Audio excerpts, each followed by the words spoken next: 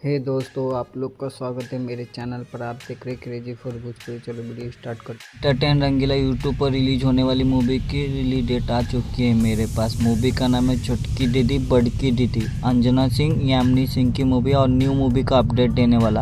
आप बोलते हैं अंजना सिंह की मूवी कब रिलीज होने वाला, बढ़ने से पहले ऐसा ही अपडेट पाने के लिए मेरे चैनल को सब्सक्राइब करके रखो। भोजपुरी का हर खबर सबसे पहले मेरे चैनल पर था।